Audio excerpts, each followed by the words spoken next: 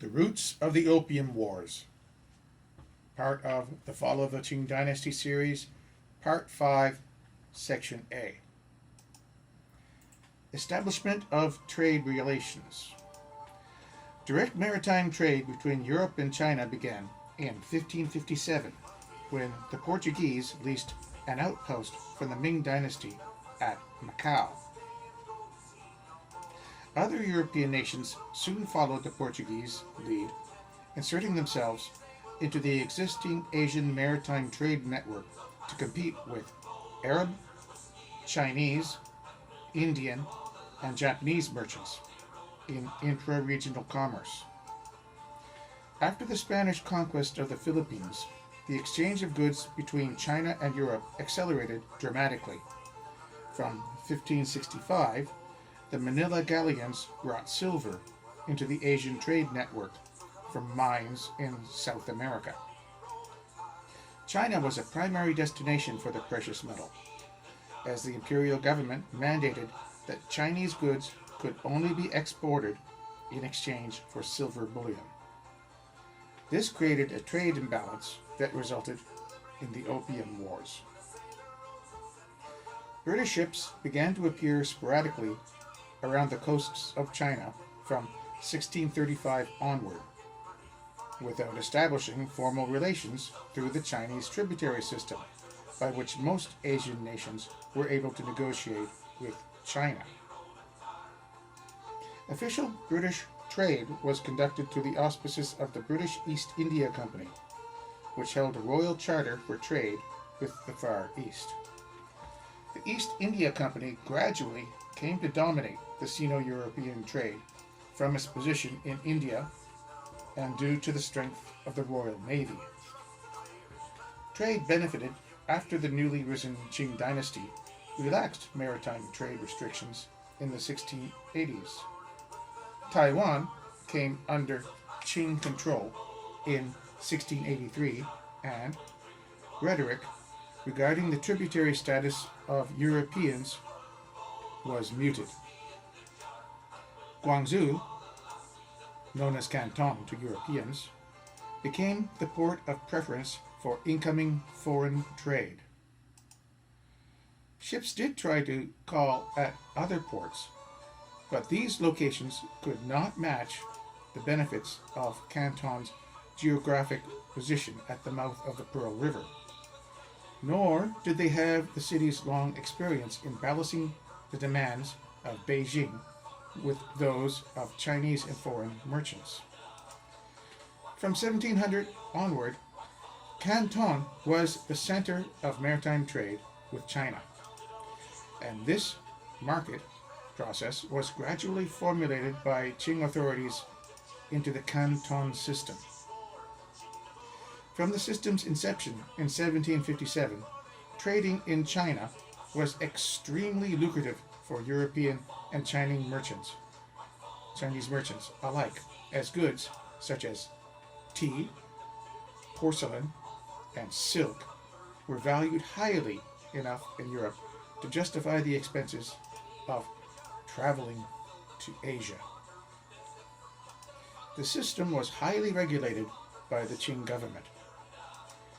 Foreign traders were only permitted to do business through a body of merchants known as the Kohong, and were forbidden to learn Chinese.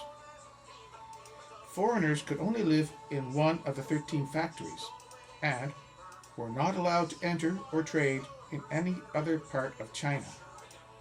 Only low-level government officials could be dealt with, and the imperial court could not be lobbied for any reason excepting official diplomatic missions.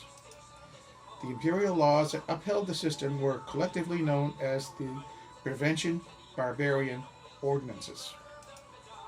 The Chong, another name for the Kohongs, were particularly powerful in the old China trade, as they were tasked with appraising the value of foreign products, purchasing or rebuffing said imports, and charged with selling Chinese exports at an appropriate price.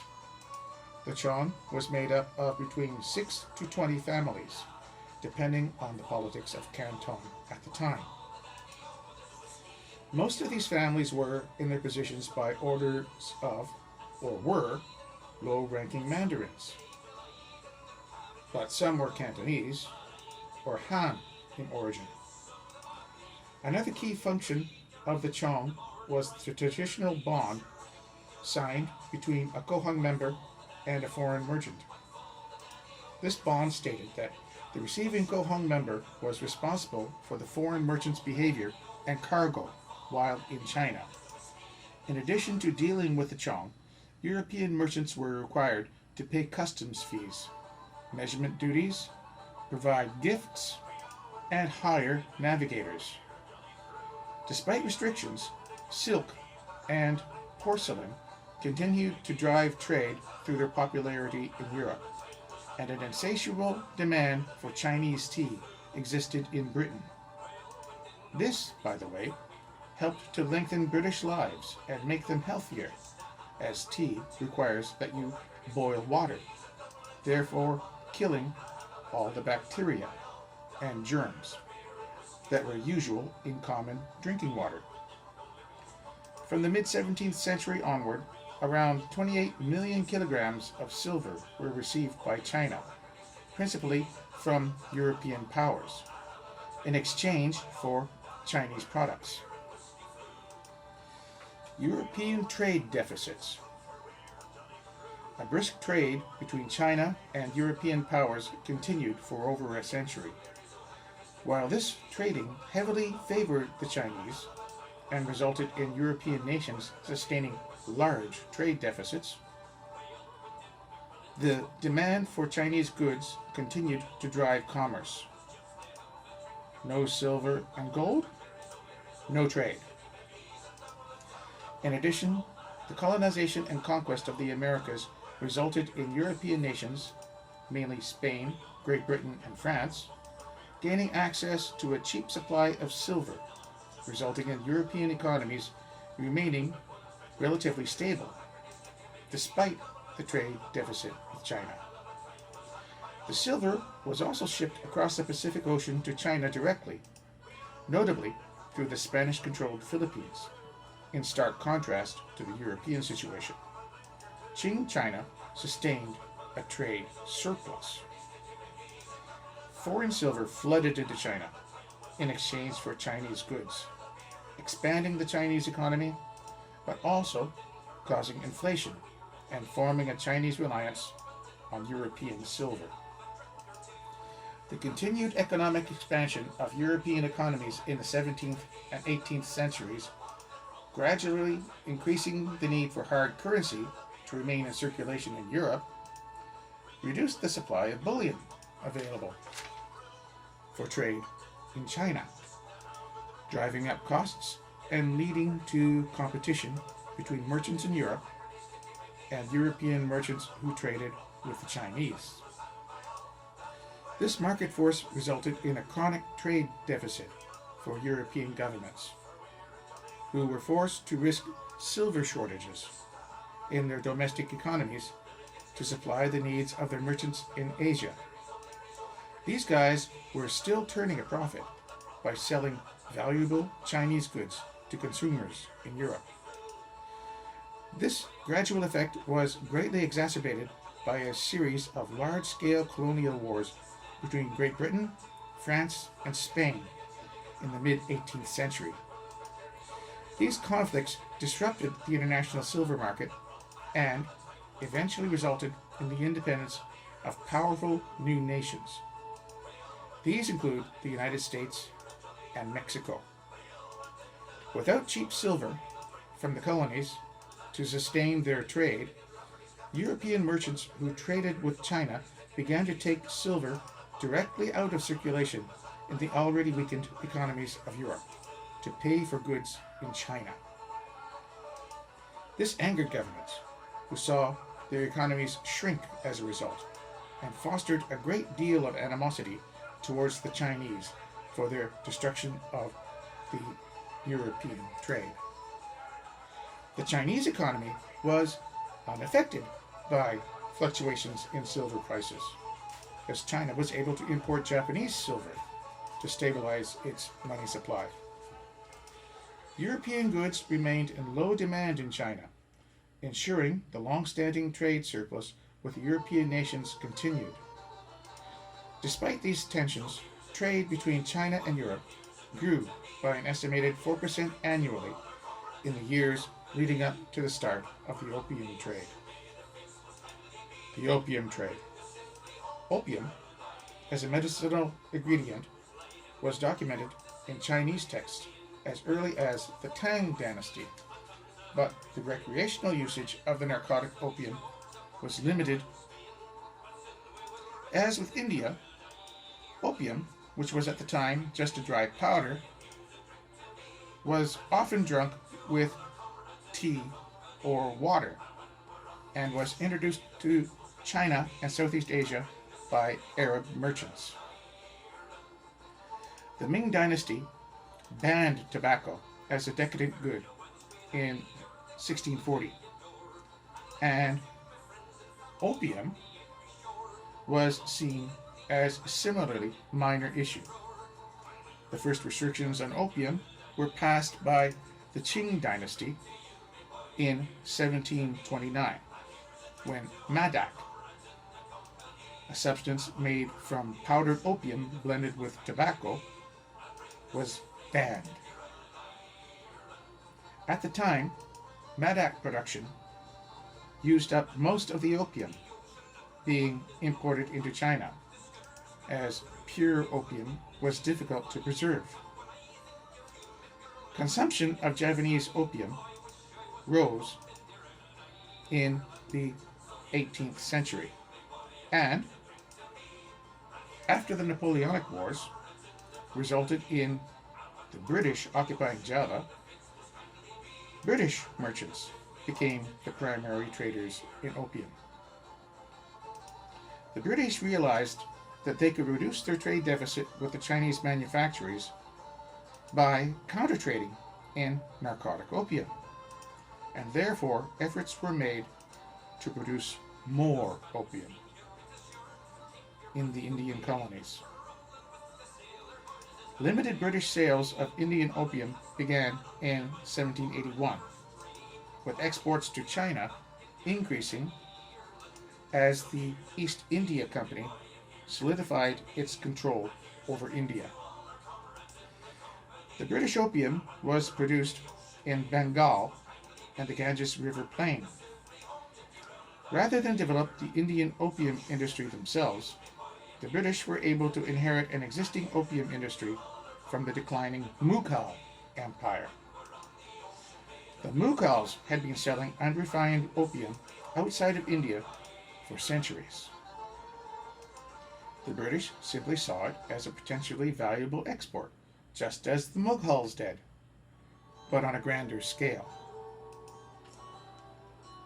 The British East India Company itself neither produced nor shipped opium, but did set the horticultural laws, allowing for opium cultivation, and actively facilitated the transport of the drug to company-controlled ports. From Calcutta, the company's Board of Customs, Salt, and Opium concerned itself with quality control by managing the way opium was packaged and shipped. No poppies could be cultivated without the company's permission. And the company banned private businesses from refining opium. All opium in India was sold to the company at a fixed rate, and the company hosted a series of public opium auctions every year from November to March. The difference of the company's set price of raw opium and the sale price of refined opium at auction, minus expenses, was profit made by the East India Company.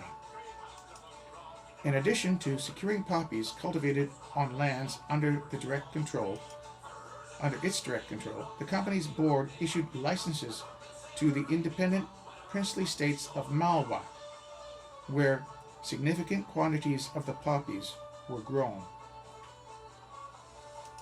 Here is an image of opium ships at Linton, China in 1824. By the late 18th century, Company and Malwan farmlands, which were mainly growing cotton before this, had been hard hit by the introduction of factory-produced cotton cloth. This new method mainly used cotton grown in Egypt and the American South. Opium was considered a lucrative replacement and was soon being auctioned in even larger amounts in Calcutta. Private merchants who had a company charter in compliance with the British Royal Charter for Asiatic Trade bid on and acquired goods at the Calcutta auction before sailing to southern China. British ships brought their cargoes to islands off the coast, especially Linton Island, where Chinese traders with fast and well-armed small boats took the goods inland for distribution, paying for the opium with silver. The Qing administration initially tolerated opium importation because it created an indirect tax on Chinese subjects, as increasing the silver supply available to foreign merchants through the sale of opium encouraged the Europeans to spend more money on Chinese goods.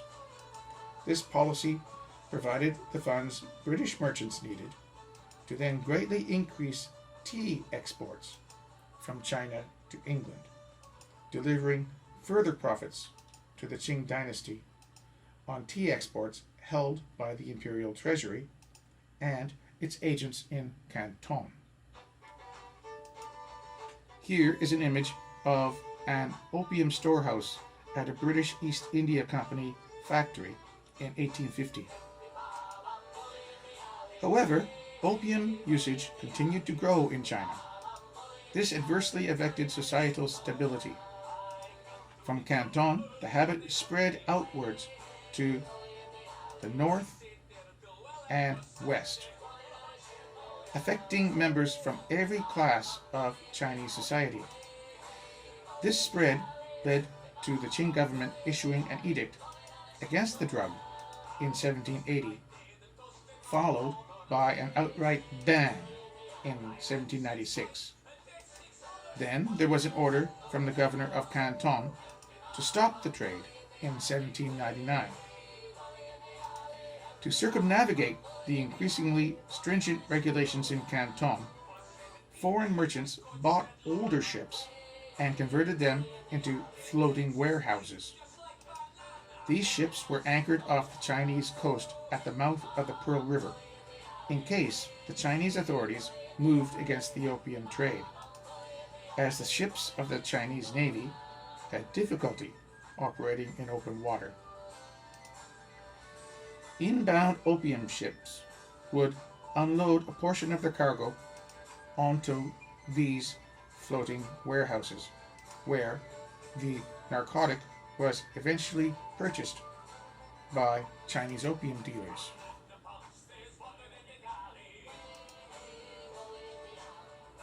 By implementing this system of smuggling,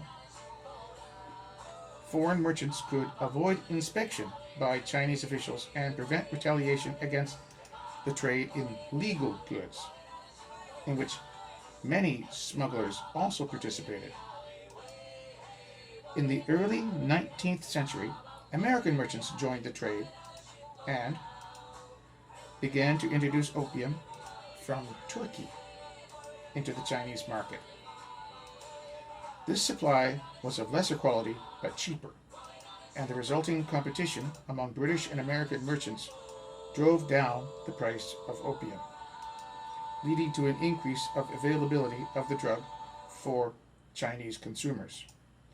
The demand for opium rose rapidly and was so profitable in China that Chinese opium dealers, who, unlike European merchants, could legally travel to and sell goods in the Chinese interior, began to seek out more suppliers of the drug. The resulting shortage in supply drew more European merchants into the increasingly lucrative opium trade to meet the Chinese demand. In the words of one trading house agent, opium is like gold. I can sell it anytime. From 1804 to 1820, a period when the Qing treasury needed to finance the suppression of the White Lotus Rebellion and other conflicts,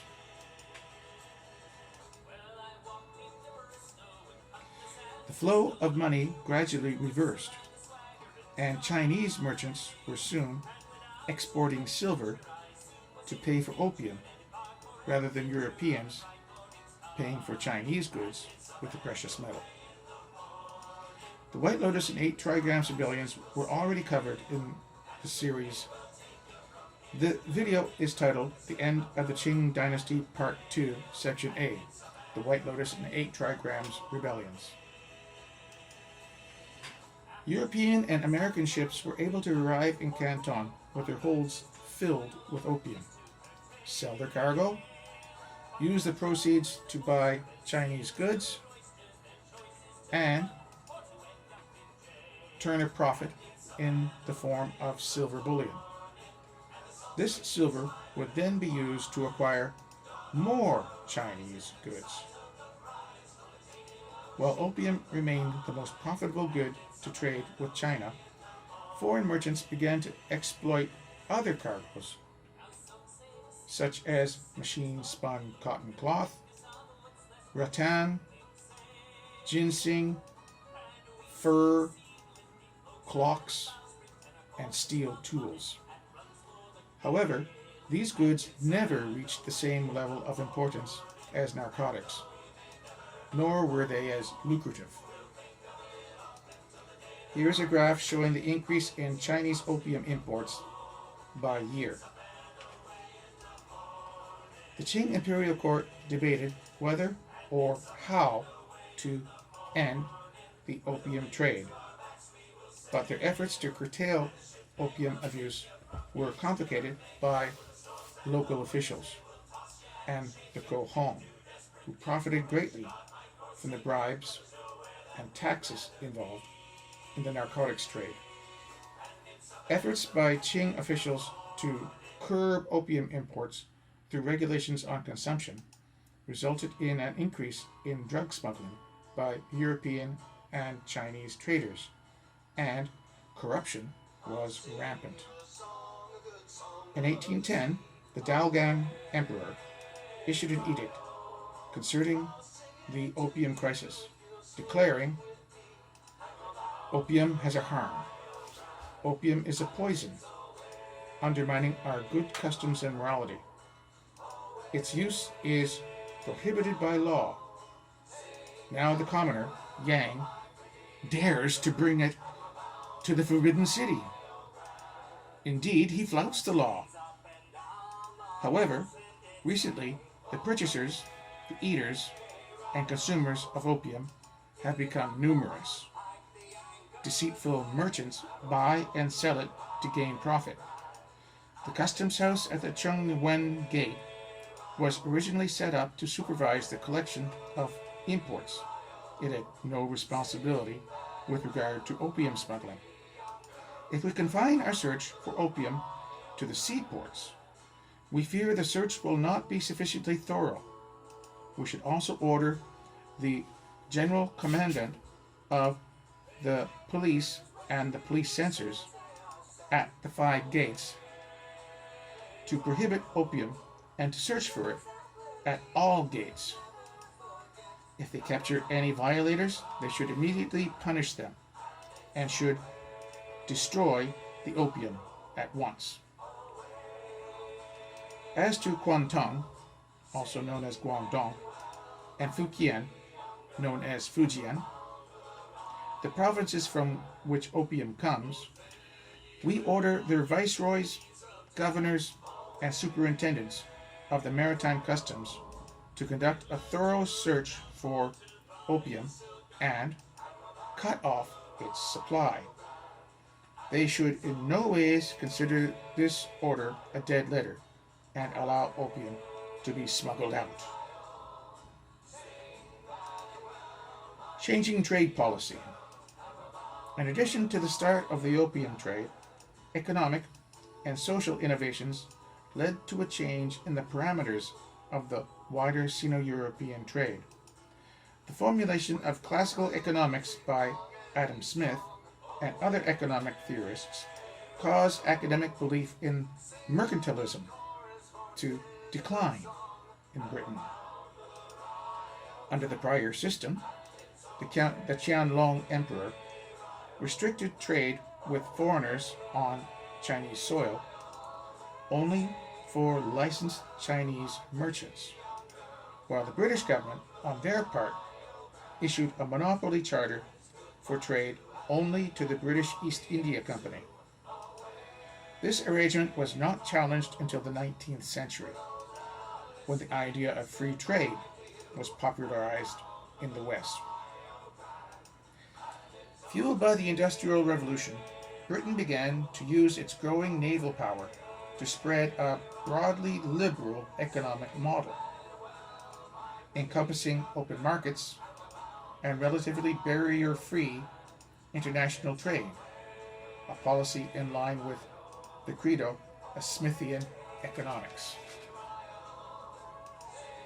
This stance on trade was intended to open foreign markets to the resources of Britain's colonies, as well as provide the British public with greater access to consumer goods such as tea. Tea, in particular, became a regular part of the common British diet and had health benefits. Common water supplies were particularly contaminated with many forms of bacteria and other impurities. By boiling the water necessary to make tea, these impurities were vastly reduced, allowing for a great decline in sickness and disease, not only in Britain, but throughout the Western world. This is the true reason for the trade conflicts with China. Drug addiction is an individual choice, and those who sold opium within China were Chinese themselves. In Great Britain, the adoption of the gold standard in 1821 resulted in the empire minting standardized silver shillings, further reducing the availability of silver for trade in Asia, and spurring the British government to press for more trading rights in China. This trade imbalance, regardless of the goods that are being traded, is also a major reason for the conflicts between Qing China and Western nations. In contrast to this new economic model, the Qing dynasty continued to employ a Confucian modernist, highly organized economic philosophy that called for strict government intervention in industry for the sake of preserving societal stability. While the Qing government was not explicitly anti-trade, a lack in need for imports and increasingly heavy taxes on luxury goods limited pressure on the government to open further ports to foreign ships and businesses. Chinese merchants operating in inland China wanted to avoid market fluctuations caused by importing foreign goods that would compete with domestic production, while the Kohong families of Canton profited greatly by keeping their city as the only entry point for foreign products. At the turn of the 19th century, countries such as Great Britain, the Netherlands, Denmark, Russia, and the United States began to seek additional trading rights in China. Foremost among the concerns of the Western nations was the end of the Canton system and the opening of China's vast consumer markets to trade. Britain in particular was keenly increasing its exports to China, as the empire's implementation of the gold standard forced it to purchase silver and gold from continental Europe and Mexico to further fuel its rapidly industrializing economy. There was an attempt by a British embassy mission led by Macartney in 1793.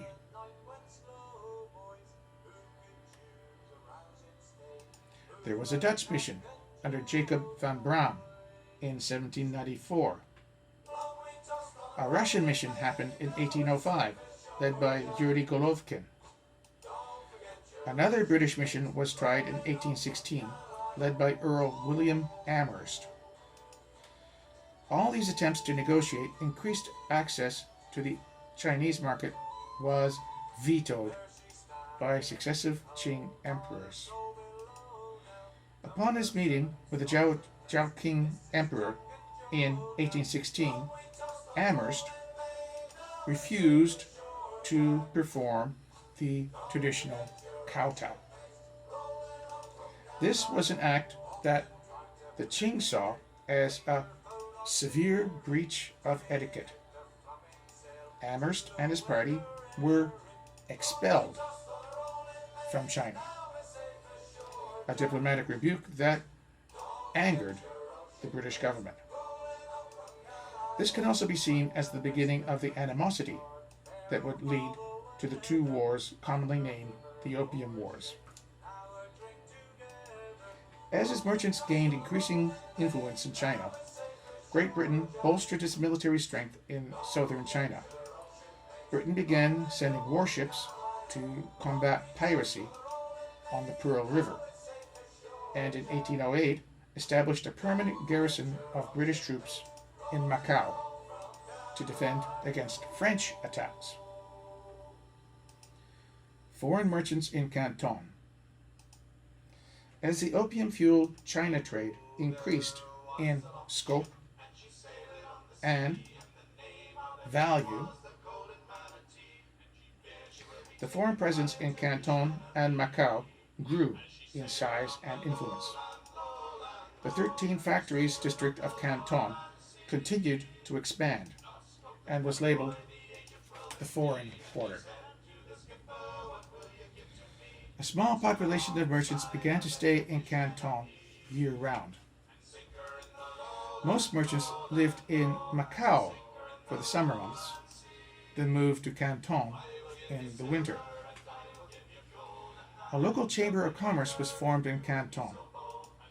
In the first 2 decades of the 19th century, the increasingly sophisticated and profitable trade between Europe and China allowed for a clique of European merchants to rise to positions of great importance in China. The most notable of these people were William Jardine and James Matheson. They would later join together to form one of the most powerful trading companies in history, Jardine Matheson. William Jardine was born in Scotland in 1784. In 1800, he entered the University of Edinburgh School of Medicine, majoring in anatomy, clinical science, and obstetrics.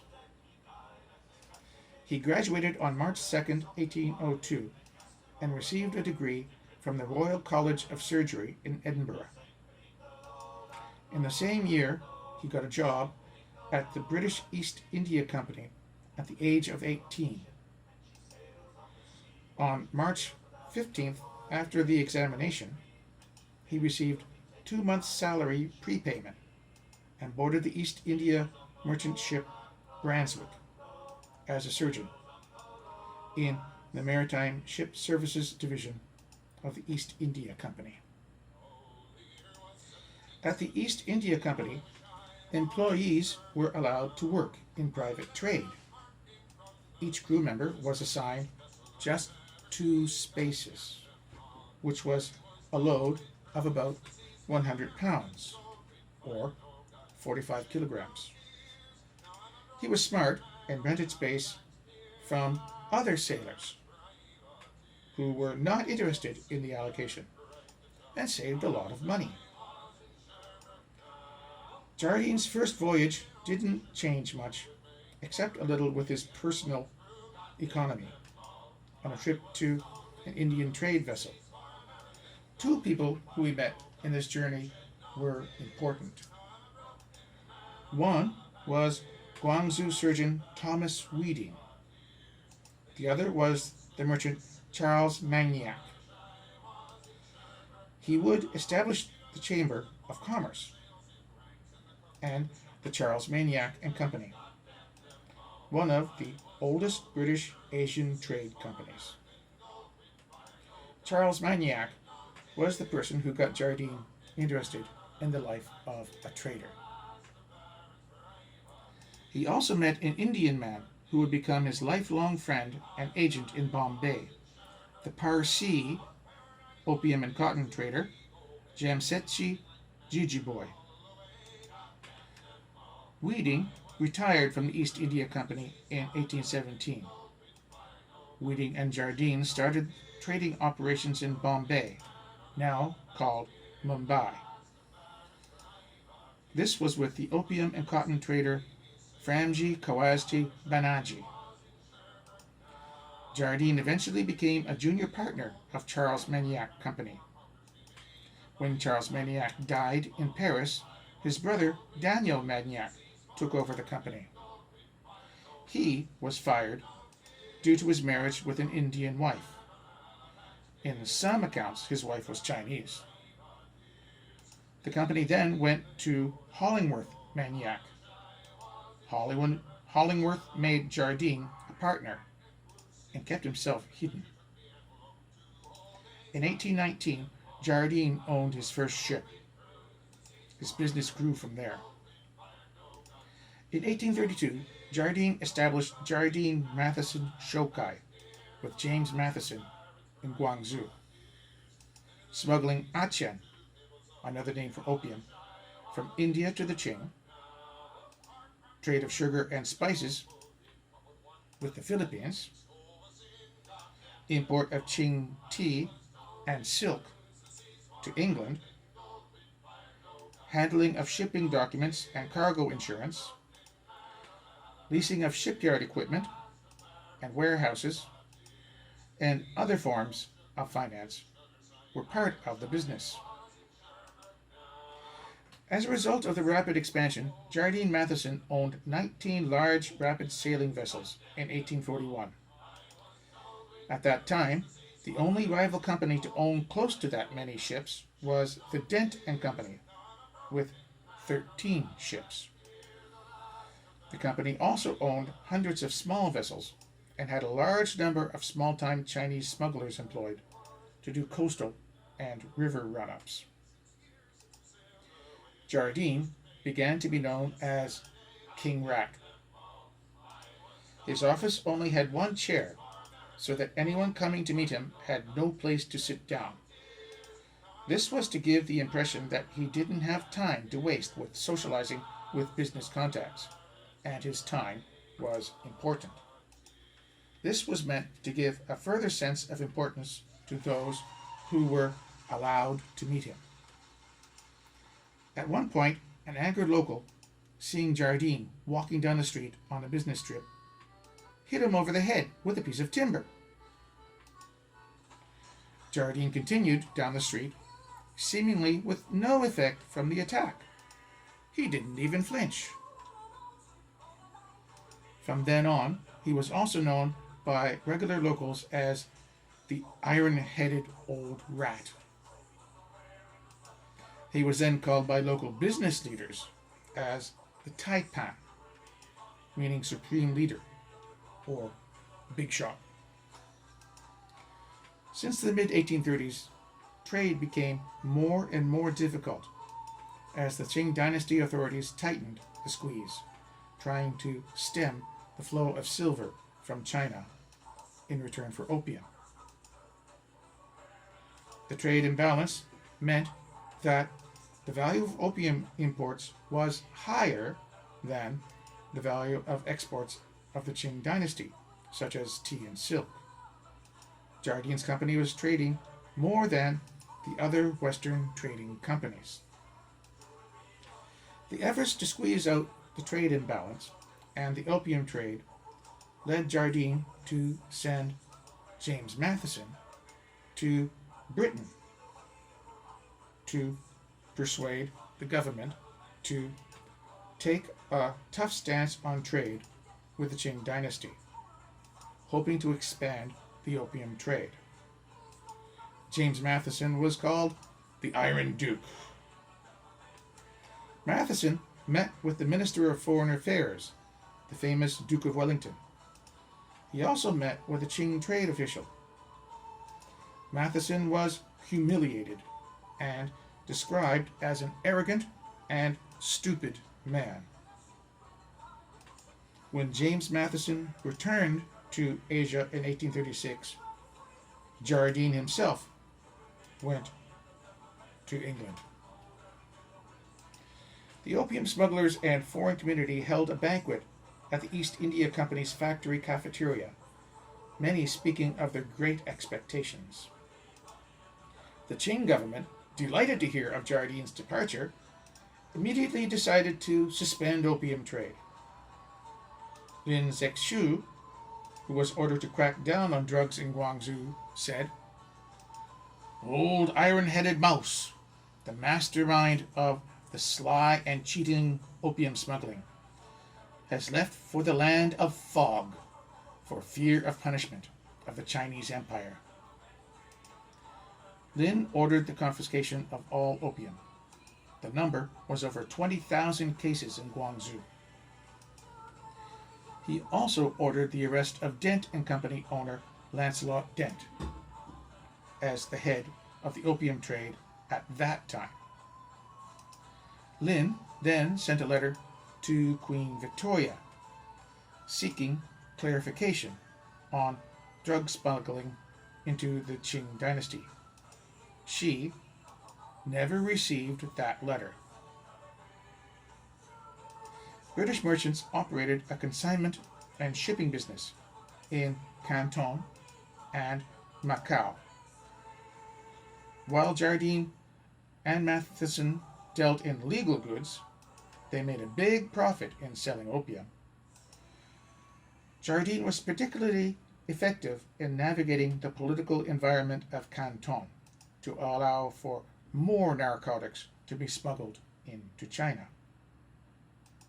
He was also contemptuous of the Chinese legal system and often used his economic influence to subvert Chinese authorities. This included his petitioning for the British government to attempt to gain trading rights and political recognition from Imperial China, by force if necessary. In addition to trade, more Western missionaries arrived and began to try their own efforts to preach Christianity to the Chinese. While some officials tolerated this, Macau Jesuits had been active in China since the early 17th century, some officials clashed with Chinese Christians, raising tensions between Western merchants and Qing officials. While the foreign community in Canton grew in influence, the local government began to suffer from civil discord inside China. The White Lotus Rebellion from 1796 to 1804 drained the Qing dynasty's treasury of silver. This rebellion and the 8 Trigrams rebellion, again, were covered in the previous documentary, The End of the Qing Dynasty, Part 2, Section A, The White Lotus and 8 Trigrams Rebellions. These rebellions forced the government to levy increasingly heavy taxes on merchants. These taxes did not go away after the rebellions were crushed, as the Chinese government began a massive project to repair state-owned properties on the Yellow River. This was called the Yellow River Conservancy. The merchants of Canton were further expected to make contributions to fight banditry. These taxes weighed heavily on the profits made by the Qing merchants. By the 1830s, the once prosperous Qings had seen their wealth greatly reduced. In addition, the declining value of China's domestic currency resulted in many people in Canton using foreign silver coins. Spanish coins were the most valued, followed by American coins. That was because they contained higher amounts of silver. Using Western coins allowed Cantonese coiners to make many Chinese coins from melted down Western coins, greatly increasing the city's wealth as well as tax revenue. This also tied much of the city's economy to the foreign merchants. A significant development came in 1834 when reformers, a few of them financially backed by Jardine in Britain, advocating for free trade, succeeded in ending the monopoly of the British East India Company under the Charter Act of the previous year. This shift in trade policy ended the need for merchants to comply with the Royal Charter for Trade in the Far East. With this centuries-old restriction lifted, the British-China trade was opened to private entrepreneurs, many of whom joined the highly profitable opium trade. On the eve of the Qing government's crackdown on opium, a Chinese official described the changes in society caused by the drug. At the beginning, opium smoking was confined to the tops of wealthy families who took up the habit as a form of conspicuous consumption. Even they knew that they should not indulge in it to the greatest extreme. Later, people of all strata, from government officials and members of the gentry to craftsmen, merchants, entertainers, and servants, and even women, Buddhist monks, and nuns, and Taoist priests, took up the habit and openly bought and equipped themselves with smoking instruments. Even in the center of our dynasty, the nation's capital and its surrounding areas, some of the inhabitants have also been contaminated by this dreadful poison. The Napier Affair. In late 1834, to accommodate the revocation of the East India Company's monopoly, the British sent Lord William John Napier to Macau, along with John Francis Davis and Sir George Best Robinson, 2nd Baronet, as British superintendents of trade in China. Napier was instructed to obey Chinese regulations, communicate directly with Chinese authorities, superintend trade pertaining to the contraband trade of opium, and to survey China's coastline. Upon his arrival to China, Napier tried to circumvent the restrictive system that forbade direct contact with Chinese officials by sending a letter directly to the Viceroy of Canton. The Viceroy refused to accept it, and on September 2nd of that year, an edict was issued that temporarily closed British trade. In response, Napier ordered 2 Royal Navy vessels to bombard Chinese forts on the Pearl River in a show of force. The command was followed through, but war was avoided due to Napier falling ill with typhus and ordering a retreat. The brief gunnery duel drew condemnation by the Chinese government, as well as criticism from the British government and foreign merchants. Other nationalities, such as the Americans, prospered through their continued peaceful trade with China, but the British were told to leave Canton for either Whampoa or Macau. Lord Napier was forced to return to Macau, where he died of typhus a few days later. After Lord Napier's death, Captain Charles Elliot received the King's Commission as Superintendent of Trade in 1836 to continue Napier's work of conciliating the Chinese. Escalation of tensions, the crackdown on opium. This is a picture of Commissioner Lin Zexu, dubbed Lin of Clear Skies for his moral integrity. This is Lin Zexu's memorial, written directly to Queen Victoria. By 1838, the British were selling roughly 1,400 tons of opium per year to China.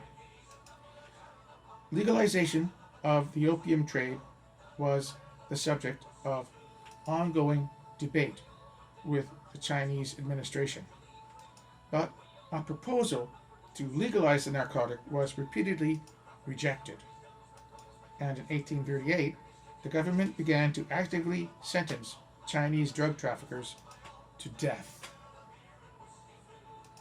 There were also long-term factors that pushed the Chinese government into action.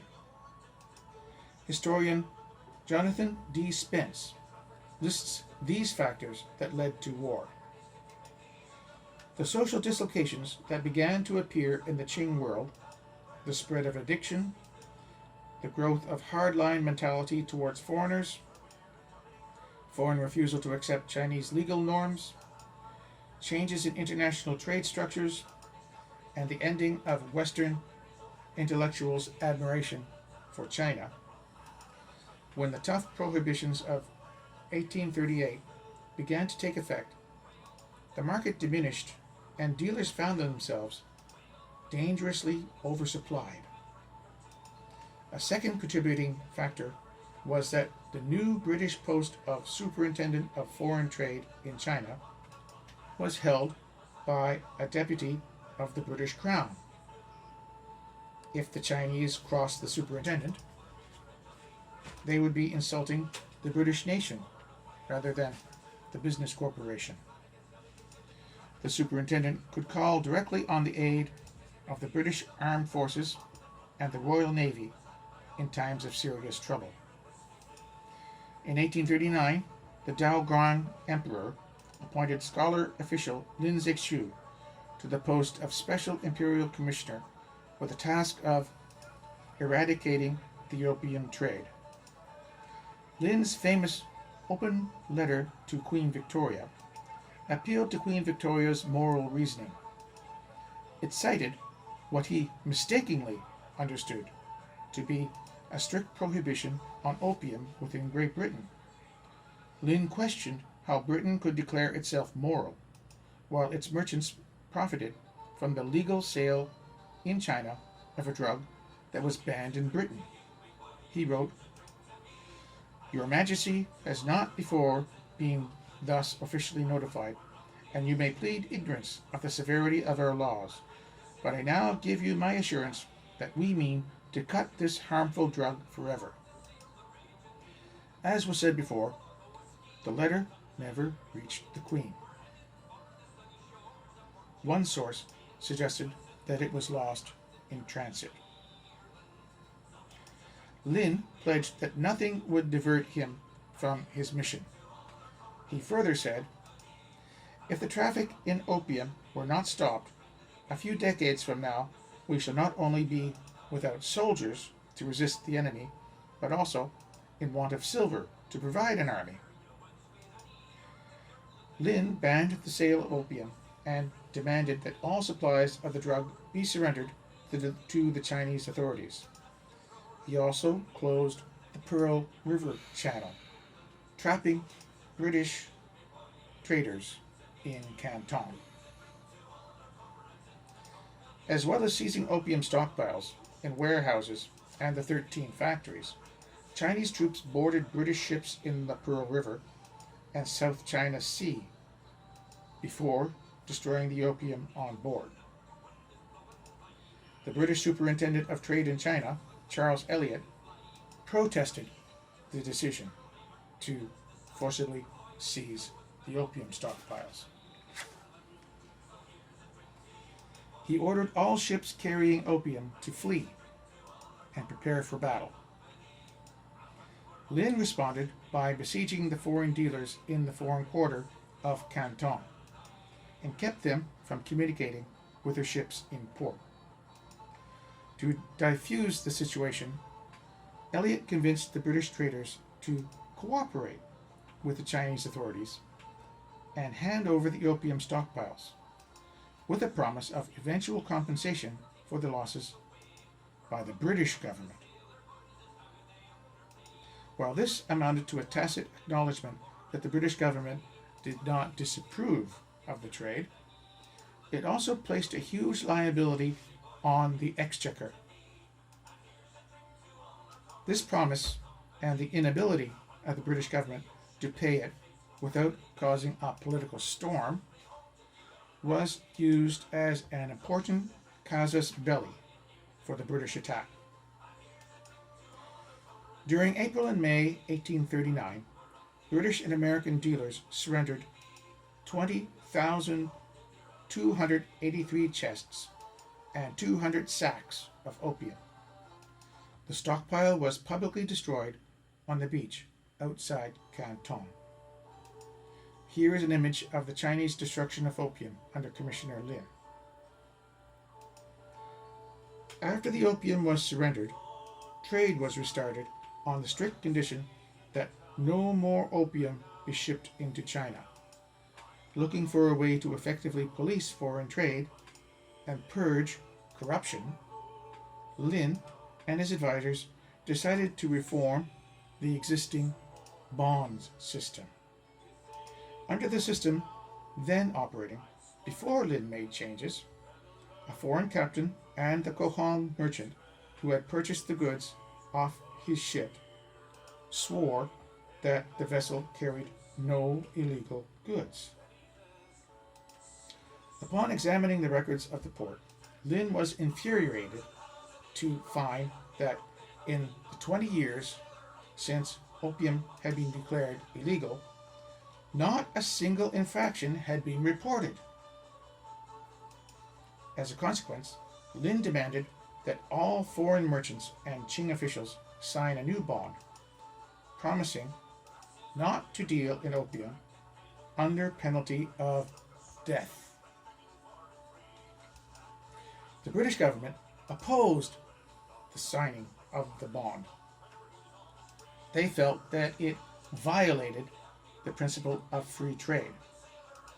But some merchants who did not trade in opium, such as Oliphant and Company, were willing to sign against Elliot's orders.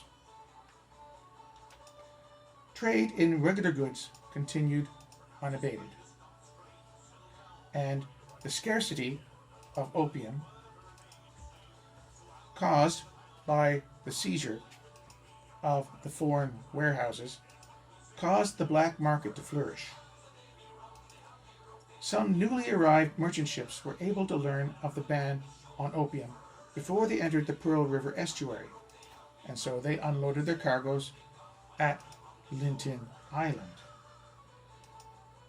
The opportunity caused by the sharp rise in the price of opium was seized upon by some of the Qohong trading houses and smugglers, who were able to evade Commissioner Lin's efforts and smuggled more opium into China.